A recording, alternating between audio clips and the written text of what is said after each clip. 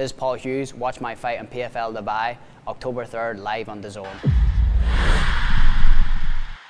On voulait vous parler d'une peut-être prochaine future pépite de l'UFC. En tout cas, le contrat est validé pour monsieur Curtis Campbell.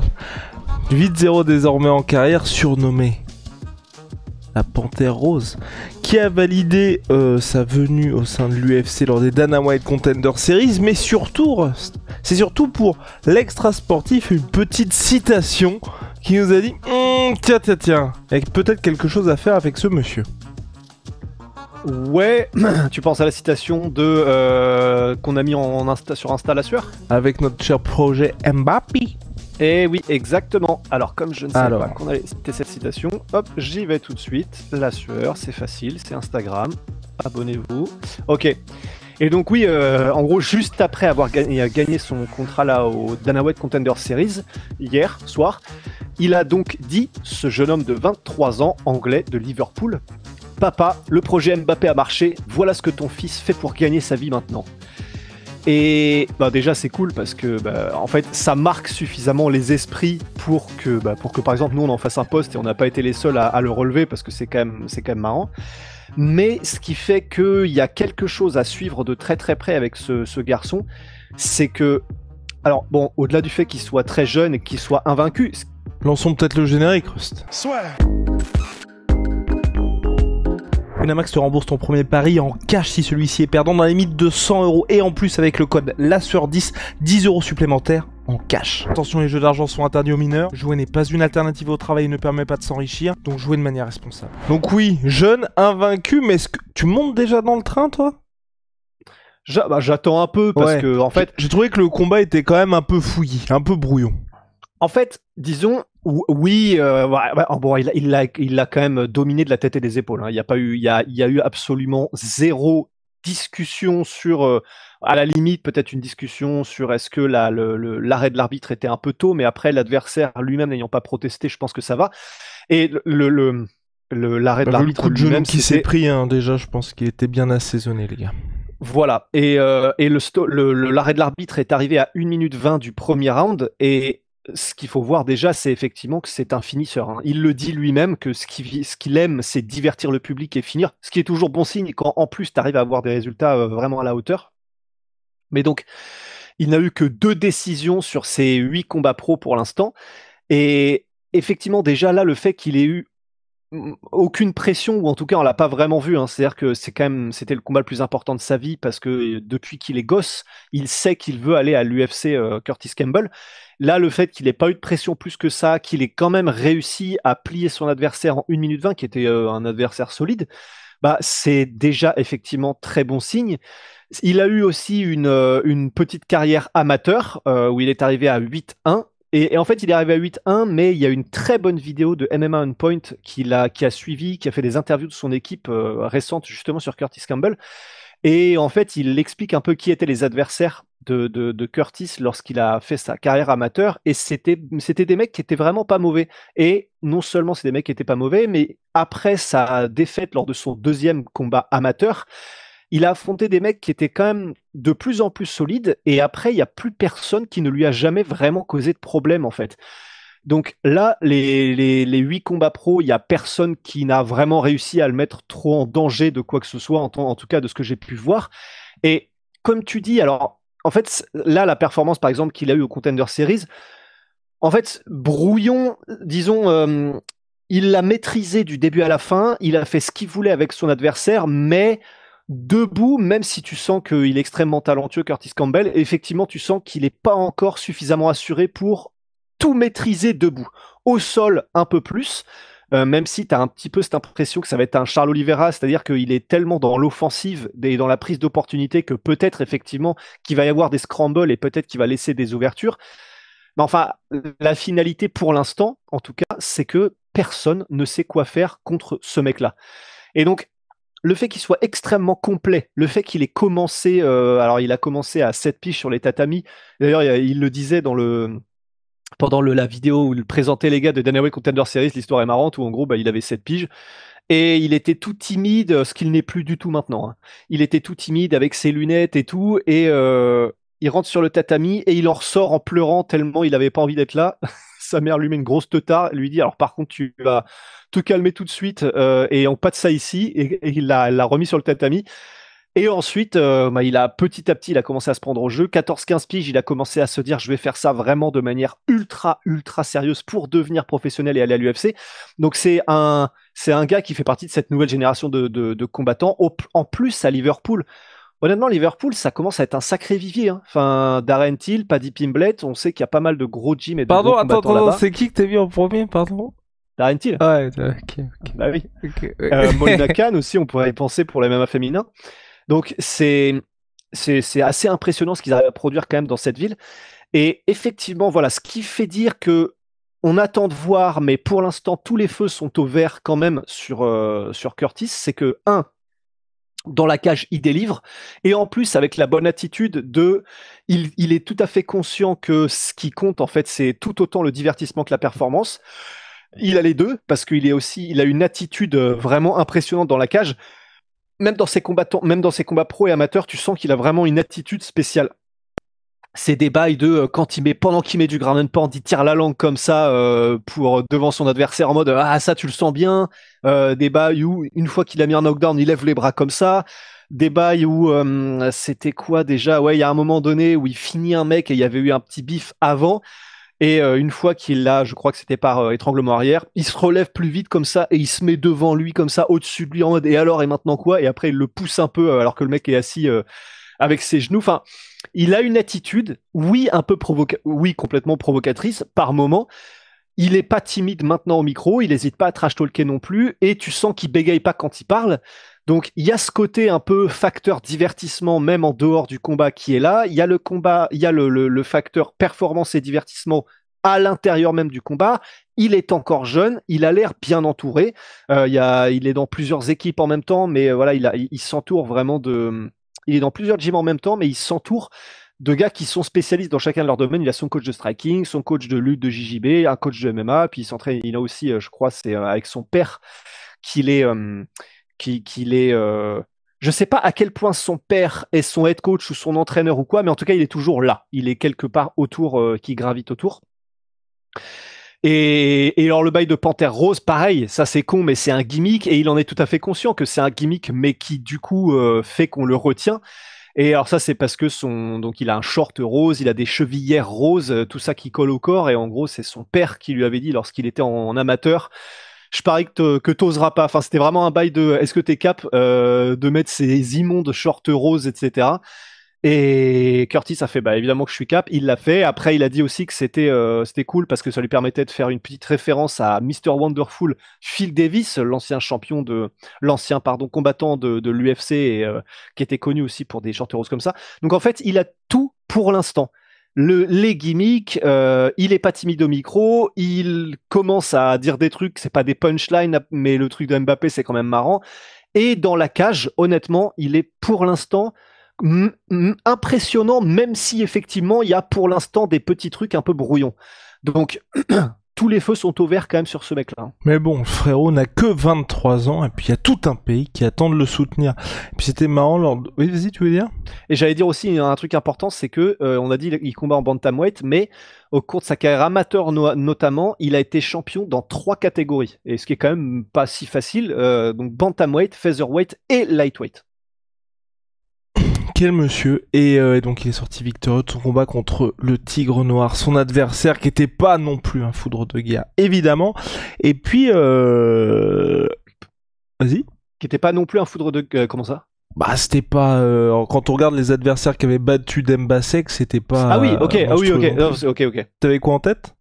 Non, c'est juste je voulais être sûr qu'on se comprenne bien, parce que comme t'as dit qu'il n'est pas non plus, du coup je pensais que t'étais en mode donc ce mec-là, Curtis Campbell, qui est pas un foudre de guerre lui-même. Pas du tout. Enfin oui, ça fait il est bon, Curtis Campbell. Et puis il y a aussi Monsieur Louis Jourdain, petit frère de Charles Jourdain, qui a validé sa place au Dana White Contender Series lors de cet événement. Bon, ça fait plaisir. En plus, il veut revenir, je crois, dans 2 semaines, lors de l'UFC, je crois qu'il va faire son retour à Vancouver. Voilà, évidemment, nous sommes biaisés concernant Charles Jourdain, mais ça fait plaisir. Et c'est assez rare d'avoir une fratrie qui est à l'UFC. Et je crois que c'est la première fratrie de Canadiens à l'UFC. Je sais, oui, québécois sûr, parce que je crois que c'est Laura Sanko qui le disait, mais je crois que c'est canadien aussi. Donc déjà, ils écrivent l'histoire. Ça fait plaisir effectivement pour Louis Jourdain. Il a fait une très belle performance contre, j'ai oublié son nom, mais c'est un nom assez court. Le mec était solide de ouf, petit mais solide. Et Magno voilà. Diaz. Magno Diaz, voilà, il l'a complètement pris à partie debout en anglaise à toutes les distances avec les kicks, etc. Il a eu quelques petits passages où quand même son adversaire avait senti que c'est au sol qu'il aurait probablement le plus de chances de gagner, mais il a bien défendu Louis et il a réussi à non seulement se relever mais à continuer à travailler sans pression. Et un sang-froid à toute épreuve pendant le combat. Honnêtement, en fait, ça fait plaisir parce que c'est beau quand même ce qu'ils font. Hein. Putain, et sacrément debout les frères Jourdain. En plus de ça, il a fait des combats en anglaise, des combats de Muay Thai aussi, il me semble, Louis Jourdain. Et tu le sens, hein, son jab quand ça te pète à la tête comme ça là, ouais. Bah Diaz, il a vu assez vite quand la tête faisait le distributeur pèse que ça allait pas bien se passer. Mais donc vraiment une super performance maîtrisée de la part de Louis Jourdain. Ça faisait plaisir de voir l'émotion aussi de Charles à la fin du combat, à genoux à côté de la cage, tellement il était content pour son petit frère. Donc ouais, non, ça fait plaisir. Et puis c'est vrai que la même nuit, il y a aussi le main event là, je sais pas si t'as vu, putain, il fait flipper le Bouguin, le gars qui vient d'un pays que je ne connaissais même pas, je dois avouer. Damian Pinas qui vient de Aruba. Tu connaissais ça? Pas du tout. Ben moi non plus. Middleweight, 23 ans, donc il y a de quoi faire, il y a de la progression à faire. C'est encore 6-7 piges avant qu'il atteigne son prime physique. Le mec est déjà tanké comme un Space Marine, c'est n'importe quoi. J'attends de voir pour l'instant, avant de monter dans le train, même s'il est en middleweight, et j'attends de voir parce que c'est une belle performance, mais pour l'instant, j'ai pas encore vu de truc où je me dis c'est à part la puissance véritablement extraordinaire. Mais après, peut-être que c'est qu'il faut le temps qu'il se rôde. Mais voilà. Donc ça fait plaisir. Et puis il y a le petit drama de la semaine lors des Contender Series, c'est Monsieur Vagabov qui a fait une Ramzat sans pouvoir finir son adversaire. Il a pris un stop par Dana White et ouais, c'était dur. Je sais pas si t'as vu ce que Dana White en a dit, c'était... Ah mais, oui, mais après... c'est pour ça. Et Dana White a raison, c'est en mode, Oui. si tu viens me parler mais que tu vas jusqu'à la décision, enfin je résume ce que Dana White a dit, bon, bah c'est que tu domines pas assez ton gars, et forcément, bah il repart bredouille des Contender Series, mais pour le coup, je suis assez d'accord avec Dana White. Ah bah oui, complètement. Bah en fait, si tu veux faire une Khamzat ou une Khabib, t'as intérêt d'avoir le même degré de domination qu'un Khamzat ou qu'un Khabib, parce que c'est vrai qu'en fait, sinon... Alors, je dois avouer que je n'ai pas vu son combat, je n'ai vu que la réaction de Dana White à son combat, donc je peux pas vraiment en parler en connaissance de cause et pour juger le truc, mais effectivement, il était là à la décision, et il était archi favori. Et visiblement, ce qui s'est passé, c'est qu'il a dû le dominer, mais pas non plus de manière suffisante pour qu'on se dise ouais, bon, ok, il l'a pas fini, mais c'était 17, 17, 17 pour chaque round. Et donc, Dana White, mais tu dis pour résumer, mais c'est littéralement ce qu'il a dit, hein, Dana White. Il a dit, en fait, moi, je m'en bats les couilles que tu viennes me parler si la performance n'est pas à la hauteur ou n'est pas impressionnante. Donc, regagne quelques combats et puis reviens nous voir, quoi. Mais c'est intéressant d'avoir ça de temps en temps, effectivement, le bail de oui, il a capté le gars qu'il fallait du divertissement, mais comme il n'y a pas la perf, bah c'est pas suffisant en fait. Ouais. Surtout quand t'es pas américain. Donc ce que Dana White a dit, putain. Ah, ça va être horrible. Rachid favori à 7 contre 1, qui me parle pendant le combat et qui me dit je vais être champion du monde. Alors que tu as du mal à battre un gars qui était outsider à 7 contre 1. Pas ce soir, mon pote. Peut-être une autre fois. Tu es clairement talentueux. Retourne à la salle et peut-être qu'on te reverra. Oh là là. Un fiston, tu sais. T'as l'impression qu'il allait lui mettre un petit truc dans la tignasse. Oh, c'est terrible. Bah, en fait, c'est terrible, mais d'un autre côté, c'est bien, en fait, d'avoir un Dana White qui dit ça comme il le pense, quoi. Parce bah, que... c'est ça. Concentre-toi, Rachid, la prochaine fois. Concentre-toi. Ouais, voilà. Mais est-ce que Alors, tu me dis, c'est peut-être moi qui interprète. Vu la vitesse à laquelle t'as voulu passer à autre chose que Curtis, toi, il t'impressionne pas tant que ça. C'est pas ça. T'attends de voir. C'est pas ça. C'est vraiment le combat, honnêtement, je l'ai trouvé extrêmement brouillon face à un adversaire comme ça. Et bon, on est tellement retombé sur terre très très vite ces derniers temps. J'ai souvenir d'un gars qui a combattu sur la carte de l'UFC Paris, qui venait Ah, on l'a pas. Oui, mais on l'a jamais hypé comme un prospect, Gustafsson. Non, mais on y croyait un peu. Moi, j'y croyais un peu. Je me disais potentiel top 15. Potentiel top 15, Gustafsson. Ah putain, moi j'étais même pas persuadé. Même pas persuadé top 15. Bah, là, c'est ce qu'on là, je avait me dit dis- dans le podcast. Hein, c'était que c'était un mec qui prenait tellement de coups avec un style qu'il disait lui-même comme étant un style de débile profond. C'était juste moi j'étais trop content. Je vais le regarder à chaque combat, mais ouais. Ouais. Non, là, je me dis, c'est peut-être un peu tôt. Peut-être un peu tôt Oui, pour ce c'est tôt. monsieur. En fait- On verra un peu ce qui va se passer. Mais l'avantage, c'est que c'est vrai que les Contender Series, c'est juste ça, moi, qui m'a embêté avec lui. C'est que, non, généralement, t'es censé passer par un gars qui a donc autant de chances que toi d'entrer à l'UFC. Et là, c'est vrai que le matchmaking, j'étais un peu surpris. Je dois l'avouer. Ouais, bah pour Dembasek et Mhm. même pour le reste ou juste pour ce Dembasek, match-up. ouais. Dembasek, sénégalais, qui était à 10-2 avant ce combat-là, 31 ans, phénomène physique, bon là, il n'y a pas de problème. Il était sur 7 victoires d'affilée après, et contre des gars qui étaient majoritairement en bilan positif. Après, il faut voir effectivement les organisations, Global Warriors, Bah, tu vois, c'était des organisations locales, régionales, un mec en 8-5, un mec en 2-2, un mec en 4-2, et le fameux God Power Cornelius, 1-4 en carrière. T'es un Bon. bâtard. T'es un bâtard, mais t'as raison. Oui. Et par contre, God Power, c'est pas mal. Ah, non, mais t'imagines le prénom, putain. En vrai, oh, putain, en vrai, c'est quand même ouf que des parents se soient dit, allez, on ose, on t'appelle la puissance de Dieu. Ouais. Non, mais après, c'est sûr. En plus, mais c'est terrible, tu sais, parce que du coup, j'ai maté tout le truc sur l'UFC Fight Pass pour ça. Et en plus, ça fait mal au cœur parce que il dit, en plus d'ailleurs, il le disait en français, Dembasek, que bah en fait c'est galère parce que au Sénégal déjà c'est à peu près organisé, à peu près autorisé, mais pas trop. D'ailleurs, Arès y avait été pour son premier événement, mais c'est pas non plus comme si le gouvernement visiblement il mettait du sien pour faciliter les choses. Apparemment, hein, d'après ce que j'ai compris. Et du coup, il disait, bah voilà, je veux prouver que même dans des conditions comme ça, on peut quand même essayer d'y arriver. Je veux essayer de représenter machin. Donc en plus ça fait un peu ça fait quelque chose parce que bon c'est donc quelqu'un qui galérait dans la manière dont il espérait arriver au plus haut niveau, etc. Il n'avait pas forcément les mêmes opportunités, les mêmes trucs d'entraînement et tout ça. Donc voilà, effectivement c'était pas le plus haut niveau, mais C'est respect ça. à lui quand même. Mais s'il avait passé Curtis, oui, on aurait pu, parce que donc là, je regardais, tu vois, à titre de comparaison, notre cher Ateba Gauthier, qui Ouais. lui est désormais l'un des phénomènes de l'UFC, aussi passé par les Contender Series. Et c'est vrai qu'au Contender Series, il passe par un mec qui est à 6-0, et bah là, il faut effectivement passer ce gars comme ce qu'aurait pu faire Demba. Mais c'est vrai qu'avant ça, son précédent adversaire était en 17-13-1. Juste avant, un mec qui était à 1-0. Avant ça, un mec qui était à 0-1. Et encore avant ça, je je ne pensais pas que c'était possible. Un mec qui était en 2-23. Putain, ça n'existe pas qu'en boxe anglaise ça. Eh oui, oui. Et ça, En là tu parles des MMA adversaires aussi. de Ateba Gauthier. Pardon? Là tu parles des adversaires d'Ateba Oui, Gauthier. complètement. Ouais. Ouais. Bah en fait, et tout ça c'était des organisations africaines. Let me check. Il s'appelait donc Yann Lissac de Monster, qui est désormais en 2-27. Voilà. Et donc les organisations dans lesquelles il était... Alors, laisse-moi regarder. Laisse-moi regarder.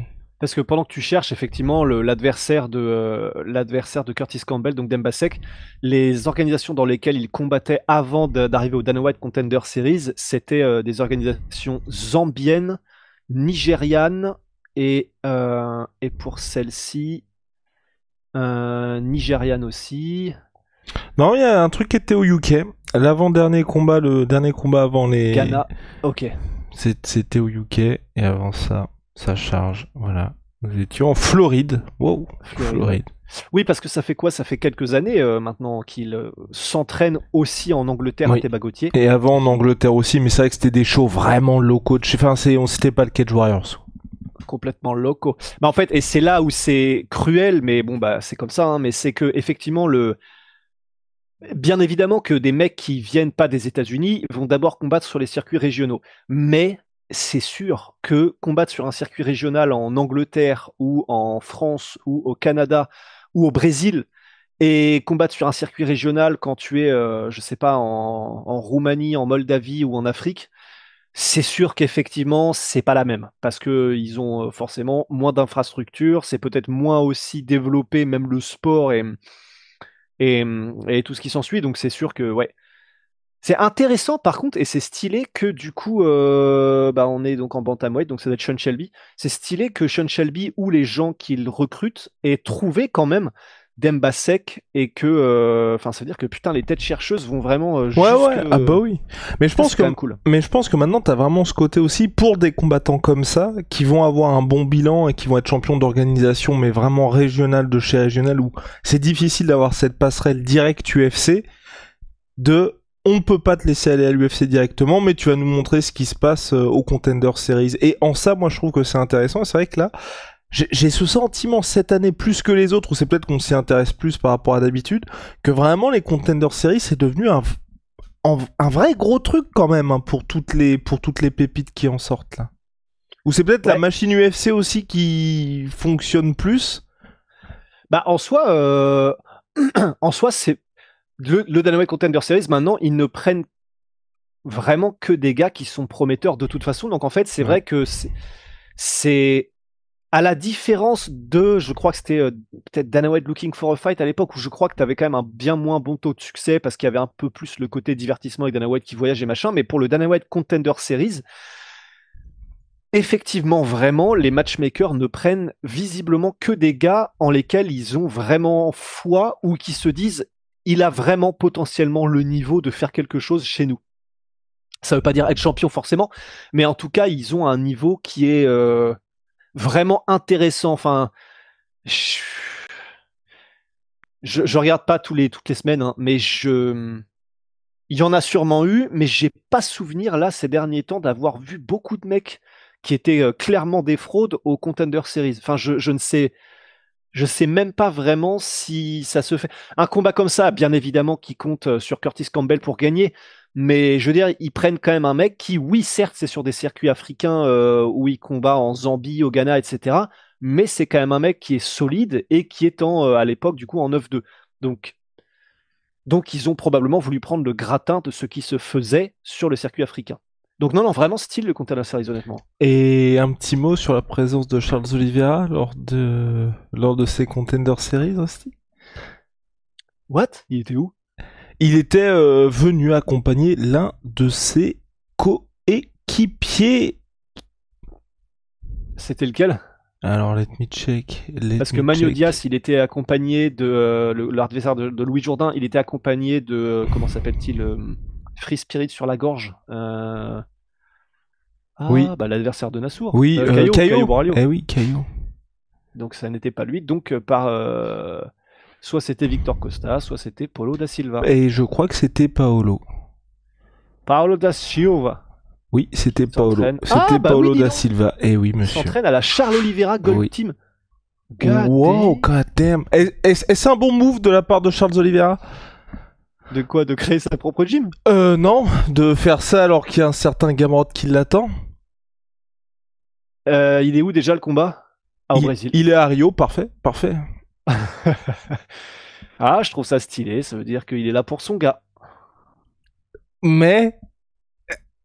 Non, il n'y a pas de mais. Ok, il n'y a pas de mais, tout va bien. Charles Oliveira qui combat... Attends, je crois que c'est la semaine prochaine. C'est la semaine prochaine, Charles... C'est le 12, donc c'est c'est ça, la semaine prochaine. C'est dans 11 jours. Bah après, de toute façon, Oliveira, il voyage qu'en première classe, donc il va bien dormir dans l'avion. Je pense pas qu'il y ait beaucoup de décalage horaire entre Rio et Las Vegas. Ça va. Allez, ok. Pas d'inquiétude, donc pas d'inquiétude comme NutriPure, les gars. Il n'y a jamais d'inquiétude chez NutriPure, et surtout avec le code La Sueur, vous avez moins 10% à l'achat, moins 10% cagnoté. Arracha. Pour votre prochaine commande, c'est bio, c'est naturel, c'est made in France. Leurs barres sont banger, enfin turbo classique de chez Turbo Classique. Pardon pour l'anglicisme. Et puis Wicked One, Rusty qui est en mode oversize lifestyle. Je suis en mode sport. Ouais, petite paire de gants là. Et puis la petite paire de gants pour casser des bouches. Code la sueur, moins 20%. Surtout Wicked One. Ça régale les gars, ça régale. Et ouais non, je pense qu'on a fait le tour, mais ouais non, Charles Oliveira, ça m'inquiète, vous le savez, on en a parlé, on avait quelques inquiétudes. Là c'est purement moi sportif dans le sens où je pense pas qu'il va se prendre son KO contre Gamrot, mais c'est vrai que je me dis, tu vois, short notice, même lui l'avait dit, c'est pas du tout le même style d'adversaire, donc ça allait nécessiter quelques ajustements. Est-ce que être à Las Vegas quand le focus est sur l'un de tes partenaires d'entraînement, c'est une bonne chose, alors que ça fait 3 mois, moins de 3 mois hier que tu t'étais pris un KO de l'espace et que tu dois absolument gagner. Bah, est-ce que c'est l'idéal? Non, probablement pas, effectivement. Et pourquoi ça? Bah, tout simplement parce qu'effectivement, à quelques jours de son échéance, probablement qu'il faut qu'il dorme le mieux possible. Probablement qu'il faut qu'il n'ait pas de distraction trop le plus possible. Après, bon, bah. En fait, si ça avait été en Australie, j'aurais vraiment flippé. C'est pas l'idéal, c'est sûr. Et en fait, surtout, et pourquoi ça aussi, c'est que donc ça veut dire qu'il a dû passer pendant cette semaine-là de combat pour le weight cut et autres, énormément de temps avec son athlète. Et donc, ça veut dire à ne pas s'entraîner et à penser à quelqu'un d'autre que lui-même et à passer ses journées à penser à quelqu'un d'autre que lui-même et donc forcément s'oublier un peu. Ce qui, c'est vrai, bah là il faut être égoïste, hein, j'imagine, mais quand c'est des combats comme ça d'aussi grosse importance chez toi à Rio en main event, c'est vrai qu'on aurait tendance à dire que 2 semaines avant, il faut que tu sois complètement égoïste, que tu ne penses qu'à toi, ton bien-être et ta performance et ton confort, quoi. Donc c'est pas l'idéal, c'est sûr. C'est pas l'idéal, malheureusement. Contrairement à Holy Moly, les gars. Ouais, ça c'est l'idéal. Révolution dans les boissons énergisantes, thé glacé, boissons de réhydratation, milkshake et j'en passe, plein de saveurs. Code la sur 5 pour votre première commande, moins 5 €. Et si vous avez déjà commandé chez eux, code la sur 10, moins 10%. Nous sommes le 1er octobre. Ce mois d'octobre, on est Gucci House, parce que toutes les semaines, on a des événements de fou. Vraiment, je suis content. Et ce week-end, je sais pas si t'as vu le poster artistique de l'UFC 320. Trop beau. Oh là là. Ils m'ont régalé. Vraiment, là, les 3 combats qu'il va y avoir pour ponctuer cette main card, ouais. Je sens qu'on va se régaler. Ouais, vraiment, ça fait plaisir là. Franchement, on va tellement se lever avec plaisir à 4h du mat pour voir la main card. D'autant plus qu'il y a donc Ateba Gauthier qui combat aussi, même si son adversaire a changé là récemment. Oui. Ah là, ils lui ont mis un mec, le pauvre, vraiment le gars. Il va perdre, mais vraiment respect, parce que t'arrives, c'est un bourbier contre un mec que personne ne veut affronter actuellement, jusqu'à évidemment qu'il perde. Donc vraiment respect au gars qui a pris le combat au pied levé. Ouais. Non, vraiment, c'est beau. Hein. Là, c'est comme, je sais plus comment il s'appelle, tu sais, le jardinier qui était arrivé à quelques heures du coup, ou peut-être quelques jours pour affronter Bonical. J'aurais bien aimé sortir le nom, là, ouais. Ça m'aurait fait plaisir, mais je ne l'ai pas. Un truc très court. Et donc là, effectivement, pareil pour lui, bah ouais, voilà, il vient en tant que victime sacrificielle, mais vraiment énorme respect. Alors oui, bien sûr, hein, c'est un peu comme Chris Moutinho contre Sean O'Malley qui s'était fait désosser. C'est un moyen de rentrer à l'UFC, comme Benoît Saint-Denis, comme Axel Sola, et en short notice et pas dans les meilleures conditions. Mais après, au moins, voilà, il sera à l'UFC, il aura d'autres chances d'exprimer ses talents. Je sais que là, on parle comme s'il allait se faire éclater, mais la probabilité est telle quand même que... vraiment respect, chapeau bas. Respect. Allez, au revoir monsieur.